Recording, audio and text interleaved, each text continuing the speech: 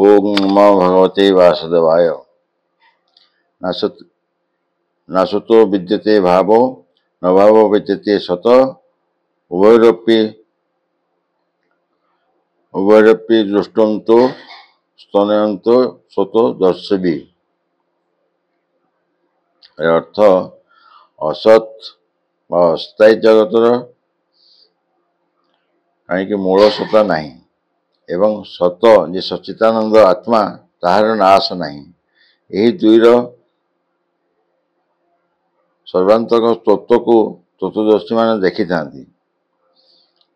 यही श्लोक श्रीकृष्ण वास्तव सत्ता और असतार तात्पर्य व्याख्या करिसेंति। सत जहाँ स्थायी एवं अविनाशी आत्मा एवं सत्य, असत अर्थात जहाँ अस्थायी एवं विनाशशील यथा शरीर एवं जगत जिनिष। सतर नष्ट हुए नहीं एवं असत आरंभ तार किसी अस्तित्व नहीं। यही तत्व को बुझा जन्म और मृत्युर चक्र मुक्ति दे पारे। दैनिक जीवन रे उदाहरण आत्मा और शरीर।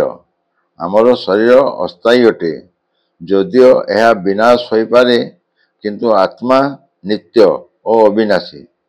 जदि आमे आत्मा को बुझी पारे ताहा हमको जीवन सत्ता को जानिबार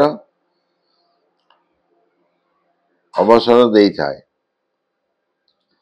जगत रे अस्थायी स्वरूप जेमिति धन संपत्ति यश इत्यादि अस्थायी, एगुड़िक आमे सब बड़े धरी रखी पारिबा नहीं, किंतु मानव मूल्य और आत्मिक उन्नति मध्य सर्वदा अविनाशी।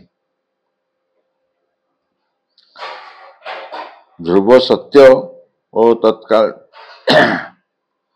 तत्कालिक जीवन यह प्रकृत उदाहरण होची। राति मालिक कोठा देखी भविष्य चिंता करे। जदि से बुझिबार सक्षम होता जे सत्य केवल यार आत्मा, ताहले से मृग मरीचिकार भ्रम हेब नहीं। तेणु सत्य को बुझंतु एवं जीवन अस्थायी जिनिसर मुक्त होंतु। आत्मा और सत्य ज्ञानर महत्व को जीवन रे अनुभव करंतु। जय श्री कृष्ण।